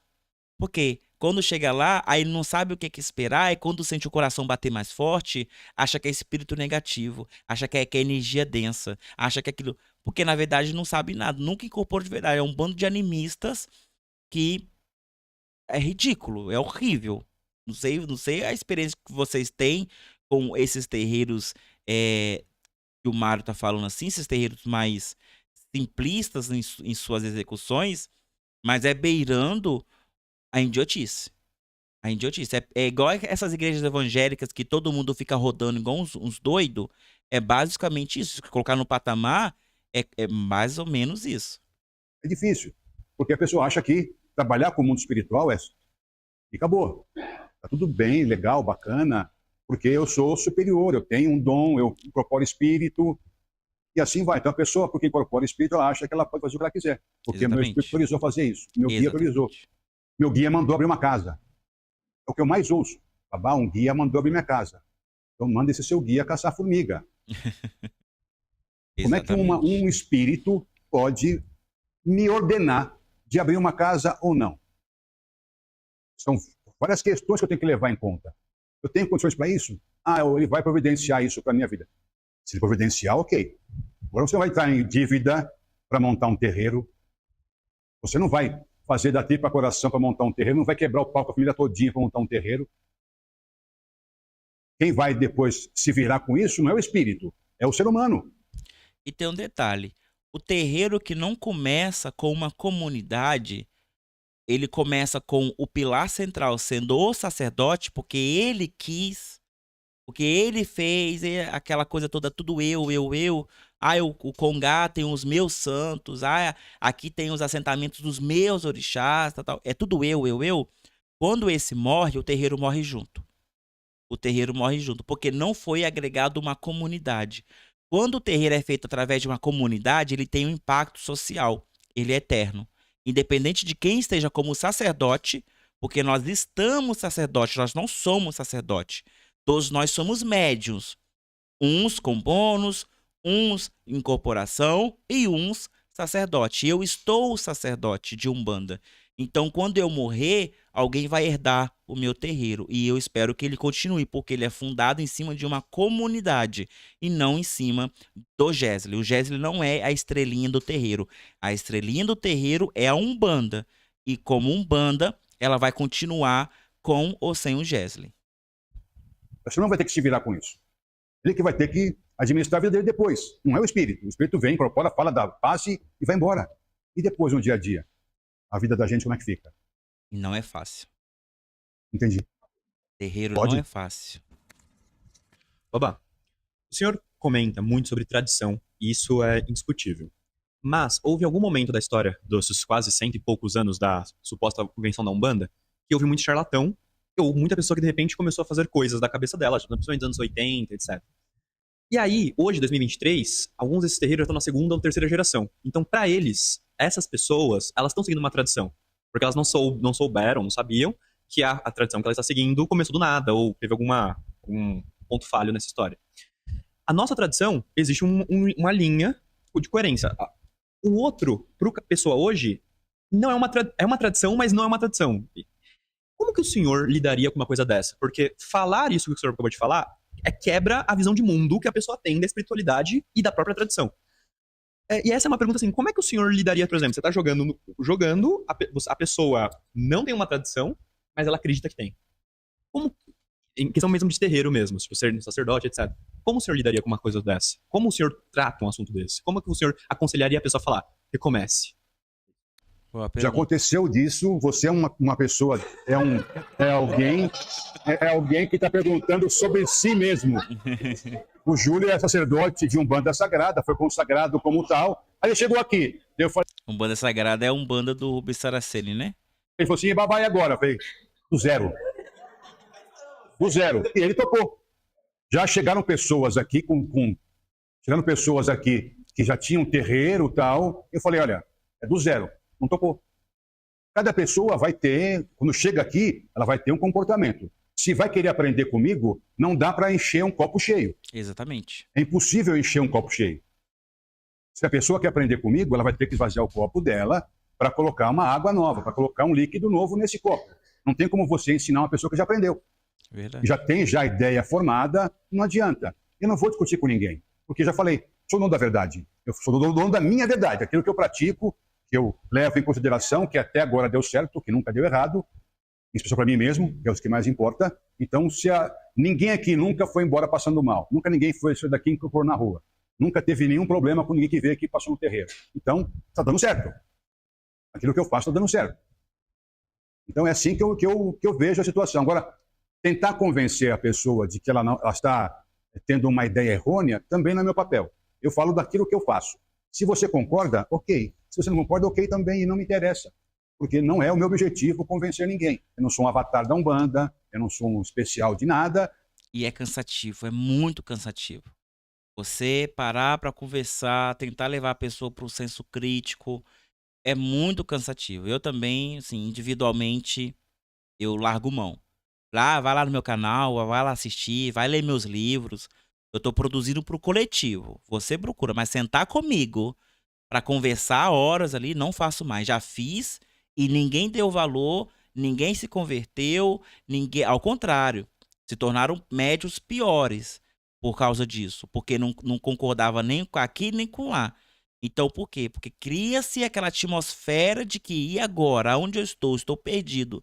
É a pessoa que não tem um senso crítico de conseguir somar, de ver os fatos e tomar uma decisão a partir dos fatos.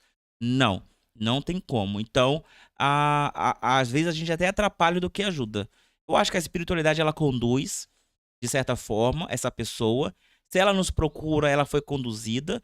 Mas só que a gente também tem um tempo, né, gente? Pô, toda hora eu trabalho, eu tenho a minha profissão.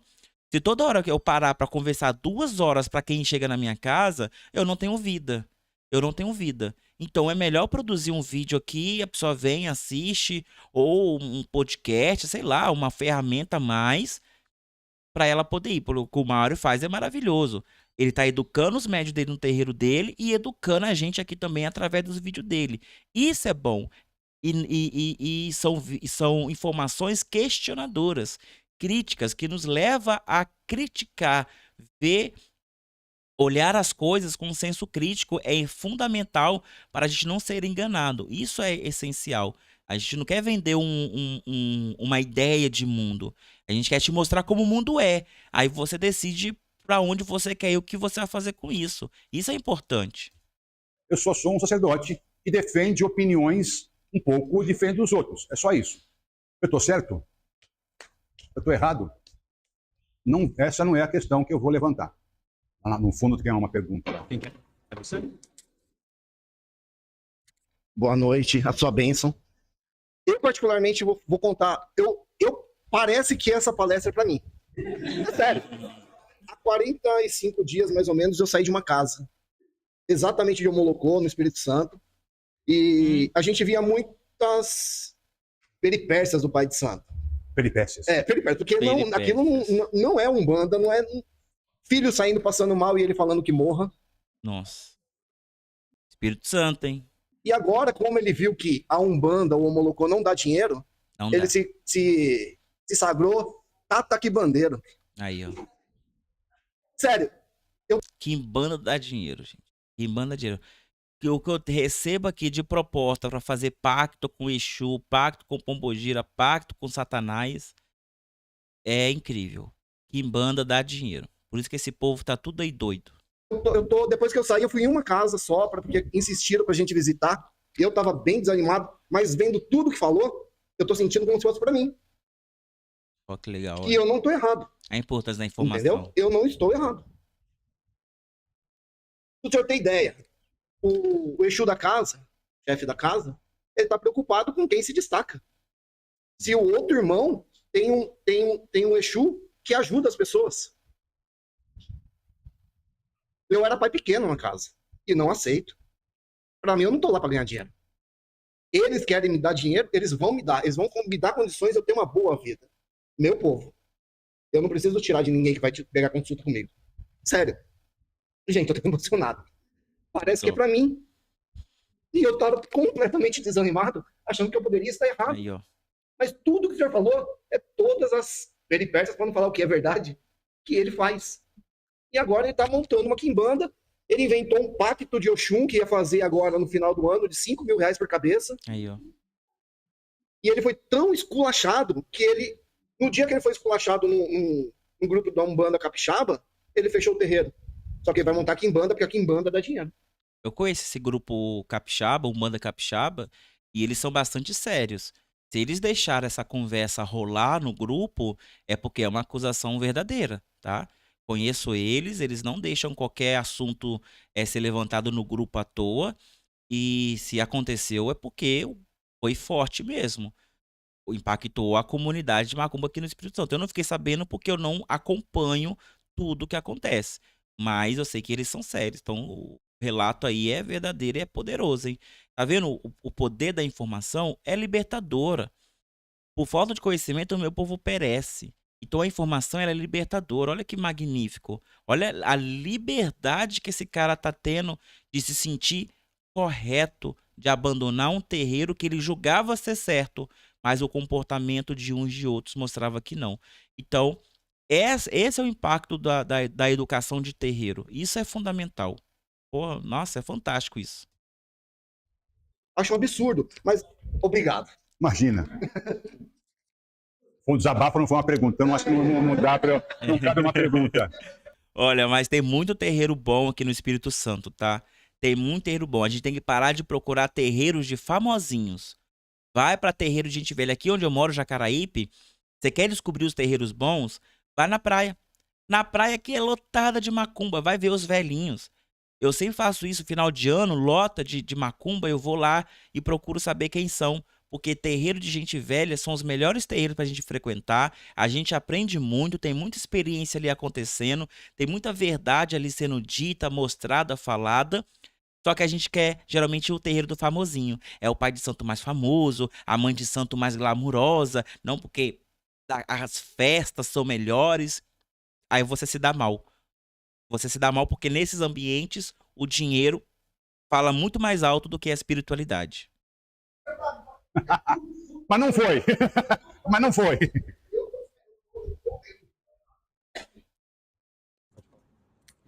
Babá, a gente sabe que o senhor é um professor, nem o mínimo é da Umbanda Molocô, que o senhor segue com tanto primor e ensina também. Depois que o senhor colocar isso no YouTube, vai ter muitas pessoas, pai de santo mesmo, sacerdote, que vai parar e vai refletir. E vai refletir, eu não venho dessa linhagem. Que o senhor disse que é o pai de santo, que inicia ele como pai de santo, que é o que mais tem. Não vamos generalizar, mas chega aí 99%, a gente sabe disso. Quando esses pais de santo, eu acredito que alguns vão ter essa consciência de parar e pensar, e agora o que eu faço? Vou começar a fazer o certo? Isso estaria arrumando uma linhagem ou não? Impossibilita, já que ele não teve um pai de santo atrás dele para fazer dele um pai de santo. Todo mundo viu o que ela perguntou? Ela perguntou se quem ouvir minha palestra depois no YouTube tenha uma consciência de que ele não tem nada, que ele fez um curso de sacerdote, mas não é um. E se ele passar a fazer isso, seria para arrumar, para consertar uma linhagem dele. Não, não é possível. Então veja, há um sacerdote que é bem visível na internet. Não vou falar nome porque é ridículo isso, mas eu o conheço, há muitos anos eu conheço essa pessoa, e ele foi aluno de uma escola sacerdotal. Ele foi aluno de um determinado instituto de Umbanda e tal, e se formou lá. Ok, beleza. Qual que é a experiência dele de terreiro? Zero, era. Zero. Nula. Ele fez o curso no instituto, sagrou-se sacerdote, e como ele tinha uma condição um pouco melhor, ele era um jovem, os pais o ajudaram, ele montou um terreiro. Ok? Beleza. Como ele era muito bom, ele era um aluno muito aplicado no curso que ele fez, ele passou a ser tutor para os demais alunos do curso em diante. Ele ficou lá quase 10 anos como tutor nessa outro curso de Umbanda, tendo turmas que ele dava aula para essas turmas e tudo mais. Aí ele me convidou para uma entrevista. Eu fui falar sobre isso. E falei algumas coisas que ele começou a me ouvir e começou a ficar... Queria. Aí falou assim, Babá Mário, o senhor não pode ir no meu terreiro? Para dar uma olhadinha, para me dar uns toques. Não. Eu não tenho frescura. A senhora já me chamou, eu vou lá. Aí fui lá, aí ele me apresentou, ó, aqui é minha tronqueira. Aí ele falou assim, esse aqui é o Shigidi. O Shigidi, Ai, meu Deus. na tradição iorubá, é um ser que eu utilizo para proteger e para atacar. Então o Shigidi, ele é feito por quem? Por um babalao. Somente um babalao competente sabe como montar um Shigidi. Ele é feito de barro. Ele é feito de barro. Tem um motivo porque é feito de barro, porque ele é montado com várias coisas que você tem que usar para montar. Então você vai manipulando essa massa de barro, você vai mascando um monte de coisa, vai cuspindo nisso. É um negócio de muita responsabilidade montar um Shigidi. Além disso, também ele é feito de barro para você poder despachar ele com facilidade, porque é um aspecto muito negativo que pode se vingar de você. Então ele pode muito bem se voltar contra você que o fez. Então, se ele fizer isso, você, por ser barro, você devolve para a terra rapidamente, aquela energia se dissipa. Existem cidades, tradições iorubás que vai dizer que Zigidi é uma magia, é Ogum, é magia, porque você monta, acontece o babado, você se desfaz dele, senão ele se vinga de você. Em outras tradições vai falar que ele é um assentamento, você pode cultuar, tal, mas é os mesmos aspectos, é a mesma divindade. Aí cabe cada um fazer conforme tem que fazer. Mas basicamente o verdadeiro Zigidi, ele é desse tamanhozinho assim, bem pequenininho, feito de argila, com a boquinha, com o olhinho, cheio de espinho. Era colocado atrás das portas de entrada e saída porque era para proteger contra os adioguns. O primeiro Zigidi, ele foi feito pelo próprio Orumilá Babaifá para a proteção de adioguns, porque Zigidi é o pai, é o líder dos adioguns. Então, onde ele tá, ele não deixa nenhum filho passar. Então, é basicamente assim. Aí, ele falou assim, Babá, isso aqui é o meu Shigidi. É aquilo que você vê na internet. Se você buscar agora aí, escrever Shigidi com S-I-G-I-D-I, Shigidi, escrever agora aí, vai sair uma madeira cheia de prego. Nikonde. Isso, essa imagem de madeira cheia de prego é um inquice, chamado Inconde. O que é inquice? É a divindade do povo Bantu. Já falei sobre essa divindade lá no vídeo do Ogum Guerreiro, que é um aspecto que iniciou aqui no Brasil. É um culto que veio para o Brasil desde do primeiro escravizado que passou, que veio para cá. E ele tem uma certa origem de Umbanda, mas ele não chega a entrar na Umbanda, mas ele vai criando, com o passar do tempo, um conceito que nós vamos chamar de linha de demanda. Porque, como falou, é o Nikonde, ele é o vingador, é aquele que se vinga dos seus inimigos. E o que a gente faz? A gente vence a demanda. A gente quebra o demandeiro, quebra o macumbeiro. Então, é uma cultura que se inicia a partir do culto, porque é um culto de Angola, dos bantus. Então, eles trazem para cá e, com o passar do tempo, vai se transformando na linha de algum guerreiro de Umbanda. Tanto que o Nikonde, ele é irmão do Nicoce. Nicoce é o Inquince, que é sincretizado com o Ogum. Então, é considerado o Inquince da guerra. Então, Nicoce e Nikonde são dois irmãos, a vingança e a guerra. E eles vêm para o Brasil e eles dão início a essa cultura que vai ser a cultura de demanda. Caralho, você é Shigidi? Senhor Urubá, como é que um Shigidi vai ser na madeira cheio de prego? Aí ele, eu paguei uma nota, babá, nesse Shigidi. Mas tá vendo como a gente... É porque é a nossa lente, cara. Não tem como a gente fugir disso. Porque ele ter um Zigidi na casa dele é errado e é certo ter uma Adê, Salungar. Tá vendo? Eu acho os dois errados. Cada um que tem que estar. A Adê tinha que estar na sua sala. Na sua sala, para você ver e lembrar do seu compromisso financeiro que você tem consigo mesmo. Enquanto o Zigidi deveria estar na casa dele, protegendo ele dos Adioguns. Não no terreiro de Umbanda. O terreiro de Umbanda tem fundamentos para isso e nós não precisamos pegar de outro lugar. Eu falei assim, não é Xigidi isso aí é o Inqui Sinconde. Não, mas eu comprei como Xigidi, então é Xigidi. Não vou. Problema meu. Então, essa é a pessoa. Aí é o que tem para hoje. Infelizmente, eu sou chato mesmo. Porque não é possível que você concorde com algo nesse nível. Então, o que você falou, você não é o único que passa por isso. Você não é o único. E você falando, vai ter, não vai ter. Não vai ter. As pessoas não vão se sujeitar a isso. Não muda. Eu sou da sacerdote e acabou. Faz minha negra, sacerdote, acabou. E ponto. A gente vê isso também no candomblé. A pessoa quer mudar de águas, mas não quer reiniciar. Como é que você vai sair da nação de Queto e ir para a nação de Angola sem se iniciar novamente? Se são cultos diferentes. A pessoa quer sair da nação de Queto com 14 anos e ir para a nação de Angola e continuar com 14 anos. Não, você tem 14 anos no Queto. Na Angola, você está começando agora. Então as pessoas não trocam suas águas se não forem carregar consigo as suas bagagens. Ela quer a bagagem, ele quer continuar sacerdote, mas ele quer pegar o conhecimento que você tem. Isso é muito normal. E é tão normal, tão comum e tão hipócrita que esse pessoal compra as minhas apostilas e depois vai montar cursinho em cima das minhas apostilas. Vai fazer videozinho no YouTube em cima das minhas apostilas. Porque quem compra uma percebe que tem tradição, percebe que eu tô falando de macumba antiga, coisa antiga, sem invencionismo bobinho aí de orixá, orixá cósmico da Umbanda, não tem nada a ver com isso, eu tô falando de macumba de verdade ali, e tô ensinando como fazer. Elas vão lá e pegam, vão piratear. É terrível, terrível. E você tem ideia, assim, um pai de santo, que era meu pai de santo na época, ele comprou uma apostila minha. Eu vi na casa dele, eu perguntei, ele falou que não, ele tinha ganhado, sei lá o quê. Eu mesmo que atendi ele no WhatsApp, ele falou que catou a folha, pegou de outro lugar, tal, tal. Então, essa ideia de que aprender com o outro é ruim. E é engraçado que uma das principais leis de Pemba, da Umbanda, é aprender com quem sabe mais e ensinar quem sabe menos. Mas mesmo assim, as pessoas não querem nem aprender e nem ensinar. E quem quer ensinar, ensina errado porque não pararam para aprender. É terrível. Na minha casa está cheia de gente. Fechamento nesse contexto, onde a gente falou muito desses pais de santo high-tech, e eu acompanho essas histórias e algumas me assustam muito.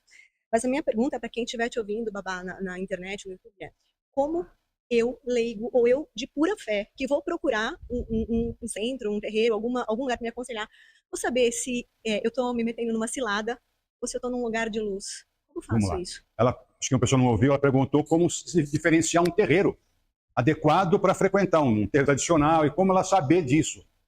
Então, existem várias formas de você fazer isso. Primeiro é participando disso. Aqui, por exemplo, depois da gira, nós temos uma pizza. E muitas pessoas que não são do terreiro ficam para a pizza, para ouvir nossas conversas, para participar delas. Comunidade. E ver como é que nós pensamos fora da gira. Você tem que conhecer o terreiro. Tem que ir lá 1, 2, 3, 10, 15, 20 vezes. Perguntar para o Pai de Santo, mas o senhor aprendeu com quem?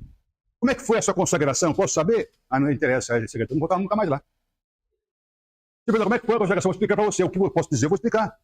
Isso não é segredo. Quem foi que fez o senhor? Tal pessoa. E alguém mais? Tem lá num quadro toda a minha linhagem, um por um ali. E para não ter problema.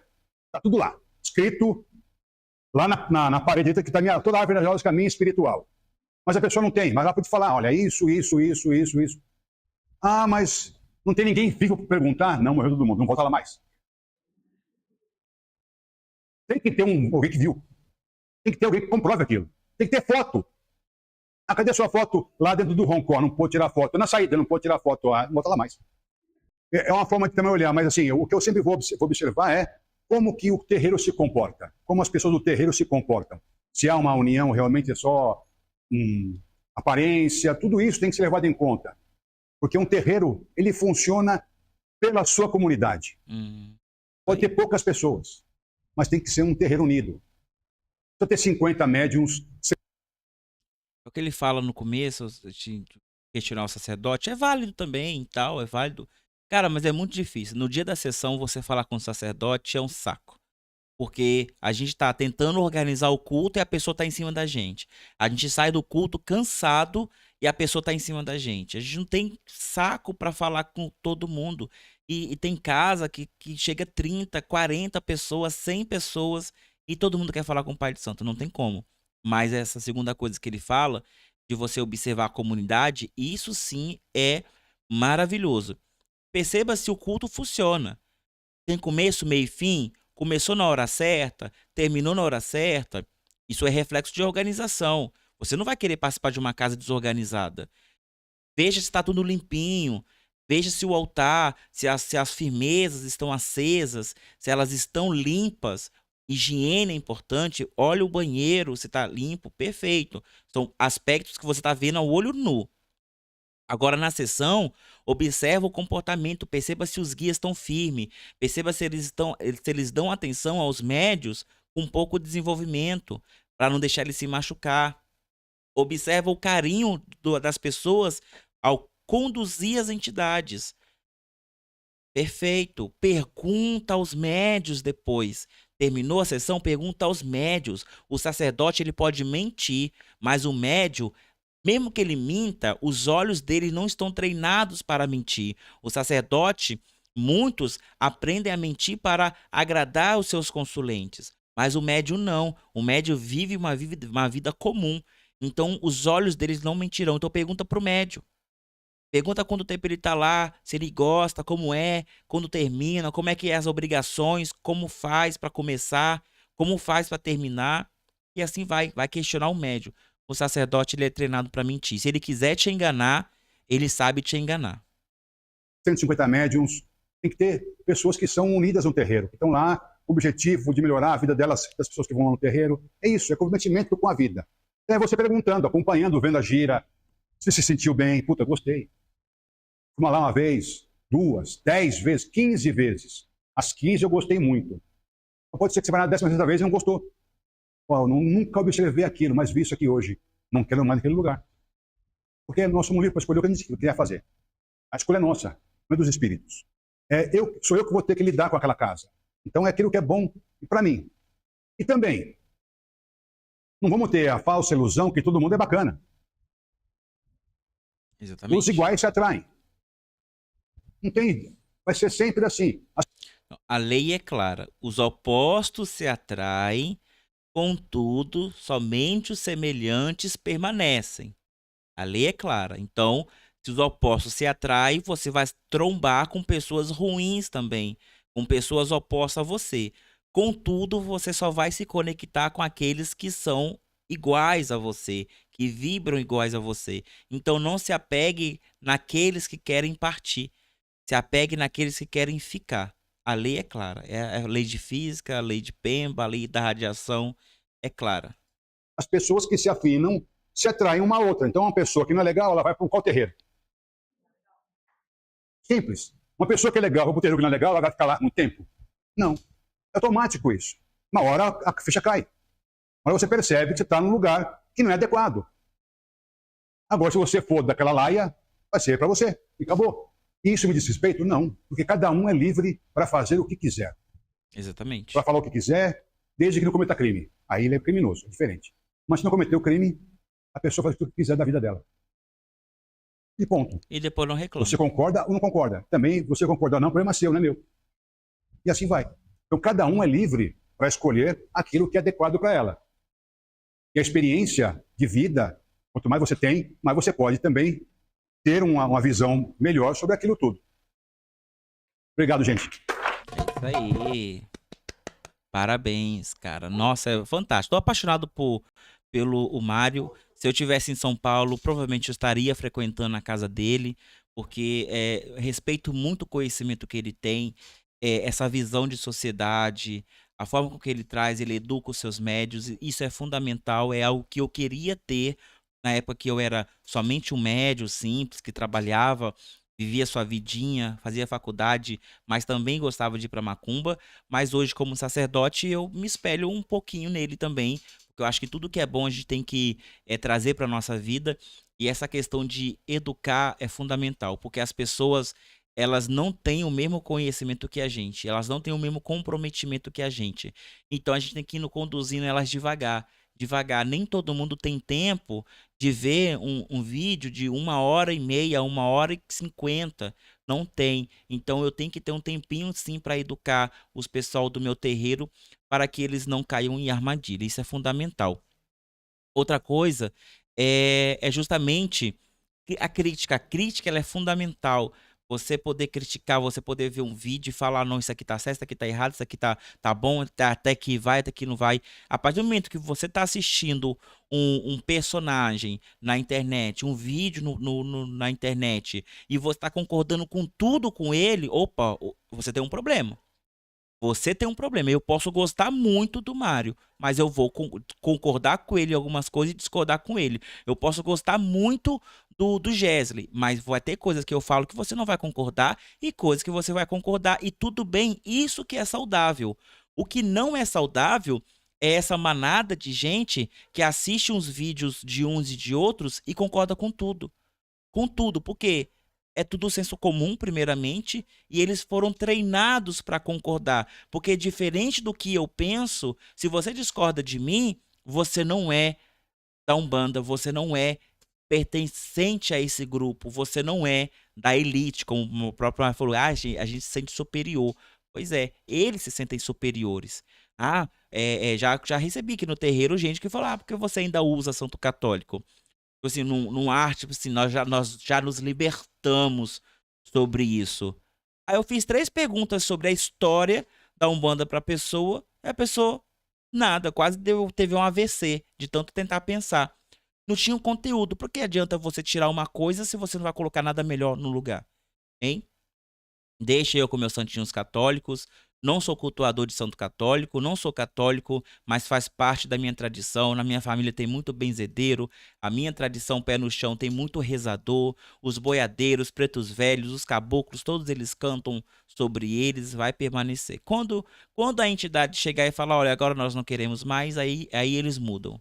E eu espero que eles mudam para divindades indígenas, porque se eu pudesse, eu colocava divindades indígenas, Tupã, Jaci, Jurarauaçu, Yangaruvuçu, colocava Iangá, colocava Guarani, colocava esse povo todo ali. Mas não, eu estou respeitando uma tradição porque assim assim eu recebi. No dia que eu transferi, vou transferir aquilo que eu recebi. Eu não estou reinventando a roda nenhuma. Só estou tentando resgatar uma carroça que fizeram questão de destruir, tá bom? Bom, pessoal, até mais, espero que tenham gostado. Fiquem com quem vocês quiserem aí. Eu vou ficar com Deus. Tchau, tchau.